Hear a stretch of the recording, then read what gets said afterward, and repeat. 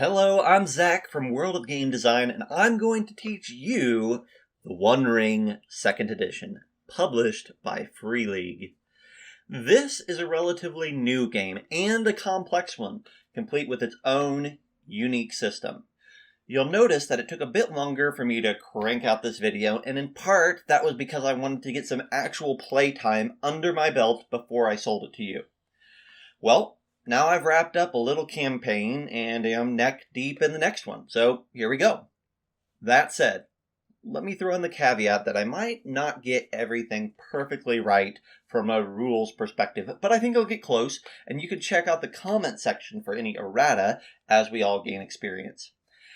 As a reminder, this is not meant to be a thorough presentation. I'm trying to give you a solid overview that will get you comfortable sitting down at the table and a grasp on the fundamentals, and even then, this is going to be a lengthy video. Let's get into it. So what the heck is this RPG about? Well, One Ring is working overtime to present an RPG experience that captures the epic fantasy earnestness of Tolkien's Middle-earth. The default setting places your adventures smack dab between the events of The Hobbit and those found in The Lord of the Rings.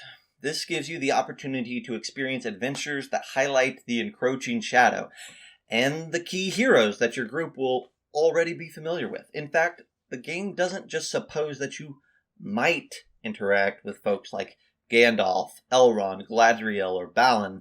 It encourages it, and if you play it exactly as presented, it demands it.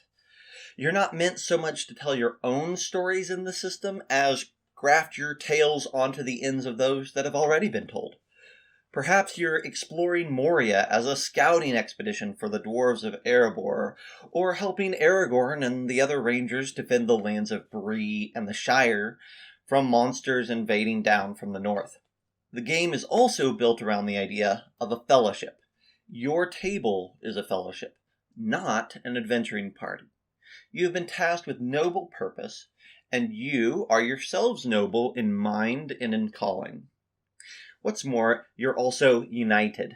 Fellowships are not made by accident, and each adventure starts with a patron, like Gandalf, drawing your group together and sending you forward.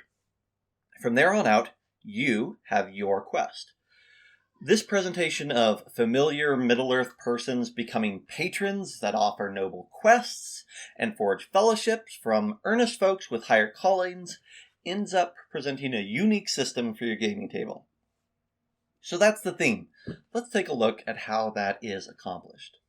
The One Ring uses two die types, the D12 and the humble D6. When you roll, you're going to be adding up the total of all of your dice and trying to hit a target number. Target numbers often fall in the range of 14 to 18. The D12 is your base die, or what is called a feat die in this game. In D&D, your base die is a D20, but here it's smaller. This means that there's a smaller thread of possibilities and a higher chance for both critical successes and failures. In this game, a 12 is considered a crit and means you succeed regardless of the target number.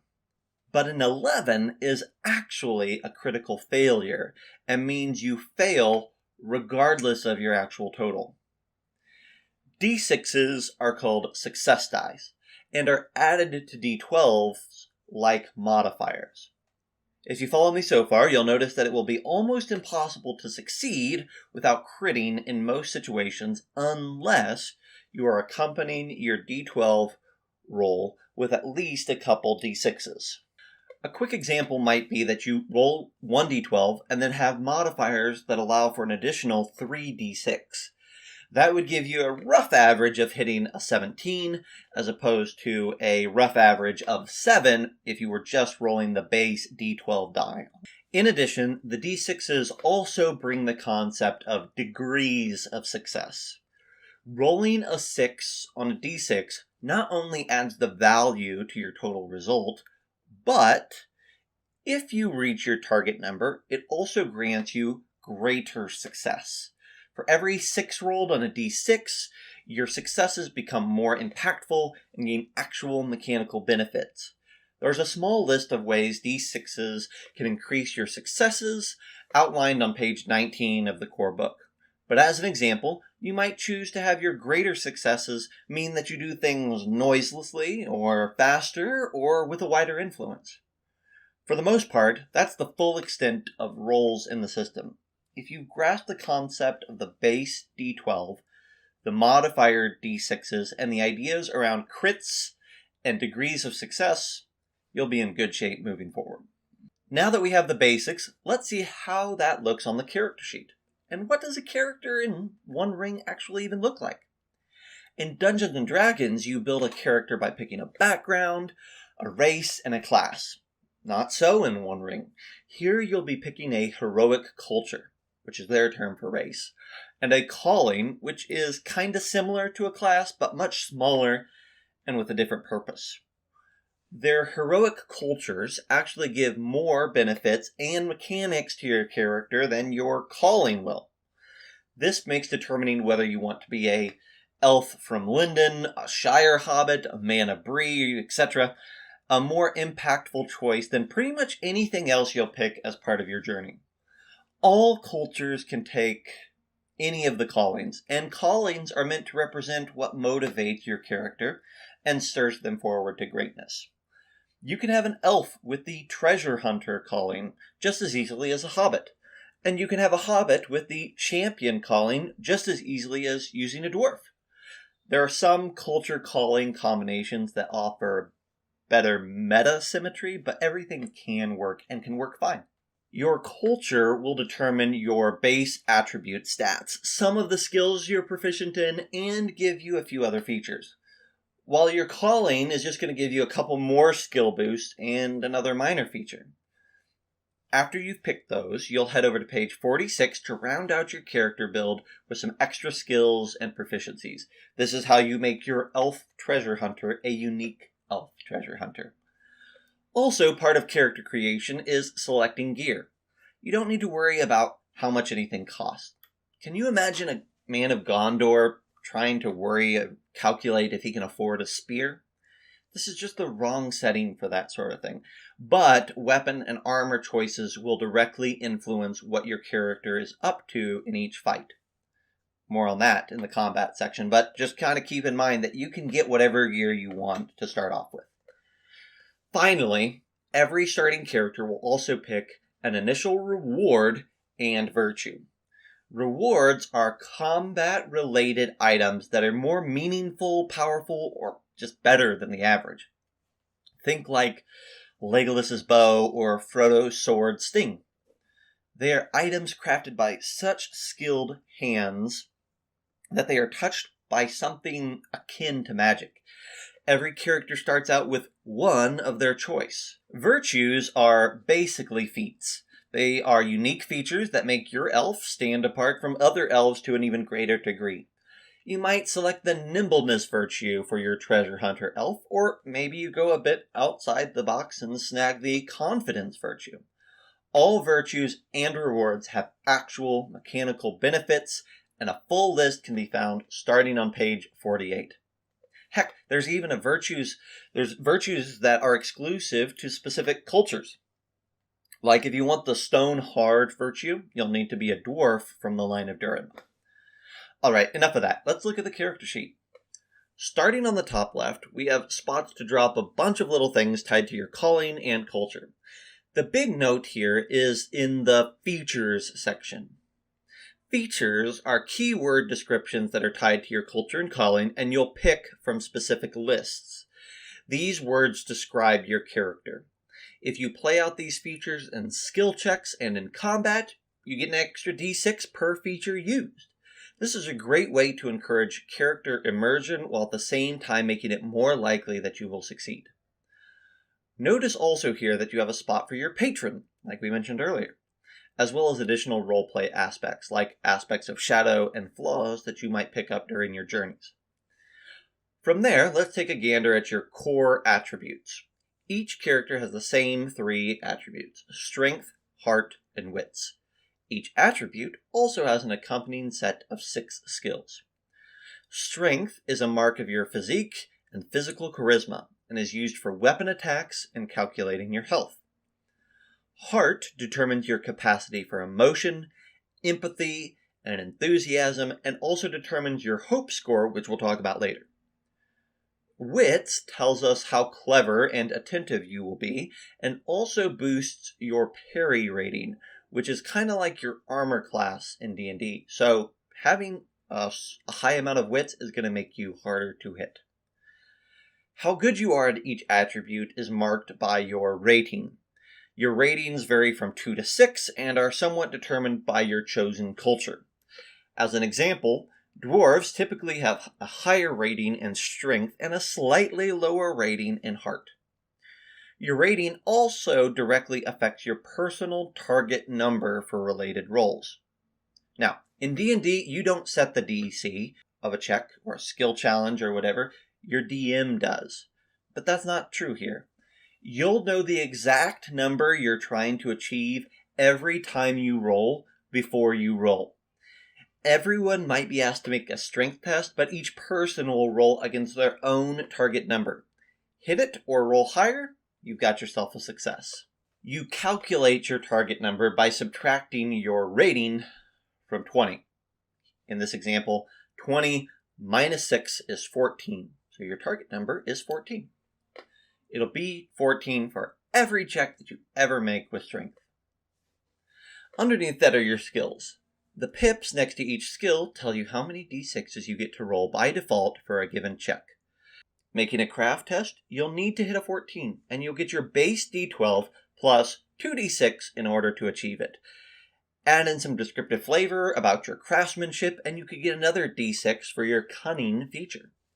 You'll also notice that some skills have a pip to the left of them. This means you're favored in that skill. Favored allows you to roll 2 base d12s for these checks and take the higher result. This is super handy and makes it much, much more likely that you'll succeed. This should feel very similar to the advantage system in D&D. Here on the left we have a few special items. Valor and wisdom accumulate as you complete adventures, and for each increase in valor, you get a reward, and for every increase in wisdom, you get a new virtue. Likewise, adventure, skill, and fellowship points are granted as you complete quests or complete milestones in quests, and you can spend these points to improve your character over time. There's no concept of leveling in One Ring, just advancing and getting more points to improve your character. This is a list of rewards and virtues you've been accumulating. Here's a list of your gear. Now, this system doesn't really care for you to list that you have a bedroll and a saucepan. Instead, what's important to list here is useful items, with useful and items being capitalized. You can read more about useful items found on page 49, but useful items are meant to be limited. A saucepan might be useful in cooking, but you might not be able to list it here. Every character has a maximum number of useful items that they can add, and these items are yet another way you can claim a D6. This fellow's pipe and pipeweed might allow him an extra die on insight checks, for example, if he takes the time to light up and have a smoke while he's chatting with the NPC. Items listed here are the only items that can grant you extra d6s on a skill check. We're almost to the end of the sheet here. Endurance is this system's way of calculating health. Your maximum endurance is determined by your culture and strength. Here's where things get quirky, though. Every weapon, piece of armor, and point of treasure adds to your load, which directly impacts your endurance. Likewise, fatigue accumulated from long journeys can be a detriment to your endurance, as will damage dealt by enemies. They don't reduce your maximum endurance, but they make it so that that endurance reaches a critical state faster. When your current endurance score reaches your total of load plus fatigue, you are considered to have the condition of weary, which hurt all of your future rolls until you recover. Reaching 0 endurance means that you drop unconscious.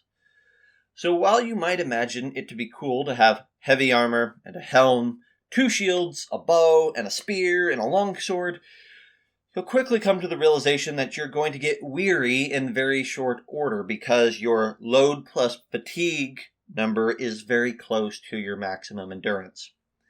Traveling light is often a great choice, and that means you're going to have to make hard decisions about what gear you're going to take with you.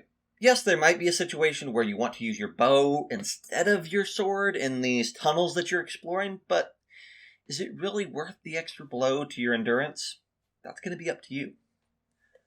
Hope is hella cool. Hope is for those times when you really need to juice a roll. You can spend a hope point to get a d6, but hope recharges slowly, and the lower your hope slips, the more likely you are to fail in tests against shadow and become miserable, which is another condition. The miserable condition affects your abilities in a similar manner to the weary condition. Woe to the hero who finds himself both miserable and weary in the bowels of the enemy stronghold. You will not be long for this world. At the bottom of the sheet, we have weapon proficiencies.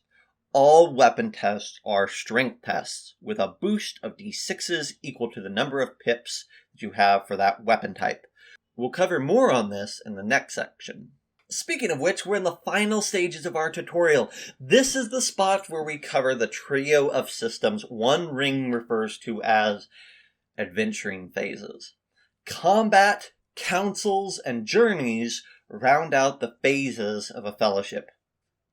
This is what makes up your adventures. Let's start with the combat section, as it's the most complex, and then we'll conclude with the simpler systems. A quick note though, something that One Ring does well is make combat, social situations, and exploration all very important. A character that is especially capable at seeking out hidden pathways is going to find themselves just as important to the success of a fellowship's quest as the company's blade master. But let's get on to combat. Combat has a set sequence: the opening volley and then close quarters rounds. If you have a ranged weapon and the conditions are right, you get to take part in the volley, which is just an extra set of attacks at the beginning of the fight. This is a once per combat event. After that, we get into close quarters rounds. Close quarters rounds have a subsequence. Part 1, in the close quarters rounds, the fellowship members are all going to each pick a stance. Part 2, the lore master then pairs opponents against each hero. And then part 3, all actions are resolved in stance order, with the party going first and the enemies going after that. Now, if you're a D&D player, all your alarm bells should be sounding off about now, because I've just introduced something completely new. Stances. And I've completely ignored the idea of movement. That's the way One Ring works, for the most part. At the start of each round, you don't take turns. You all set your stances at the same time. A stance communicates how you'll be engaging with the enemy this round. You can either be in the forward stance, the open stance, the defensive stance, or the rearward stance, and each stance has its own features. In the forward stance, you get a +1 d6 to your attacks, but all attacks made against you also get +1 d6, kind of like a barbarian's rage in D&D. They also get access to a special action called Intimidation, which uses the Awe skill. Open stances get no d6 advantages for or against them, but they get the Rally action, which uses the Enhearten skill instead of the Intimidation action. Defensive stances take a 1d6 penalty to their attack rolls, so they're going to minus one of the d6s that they would otherwise get to roll, but all attacks made against them also take the negative.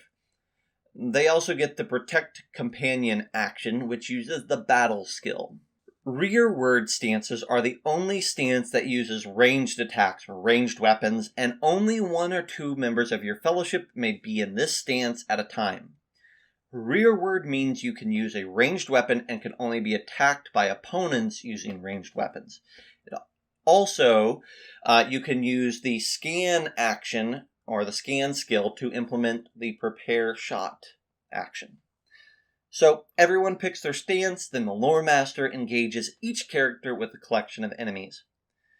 This is a set engagement as determined by the guidelines on page 96, but basically the more forward your stance, the higher percentage of the enemies that will be attacking you. From there, we move on to the final stage of combat, actions. All members of the Fellowship go first in order of stance. You take a main action, like using your prepare shot, firing your bow, or repositioning in a significant way on the battlefield. And then a secondary action, like drawing a new weapon or tossing aside your helm. Once all heroes have gone, the enemies take their turn, starting with the creatures engaged with the most forward heroes. Always, with both heroes and enemies, you're rolling a d12 plus any modifier d6s, and you're trying to hit your enemy's parry rating. Parry is a combination of wits and any equipped shield. Meet or exceed your opponent's parry, and you deal damage with your weapon, which reduces the enemy's current endurance score. Roll a d6 on any of your d6s allows you to deal unique forms of damage, like piercing or heavy blows. Utilizing these special forms of damage is a significant component of a combat's complexity. So be sure to read up on that. You can read more there on page 99.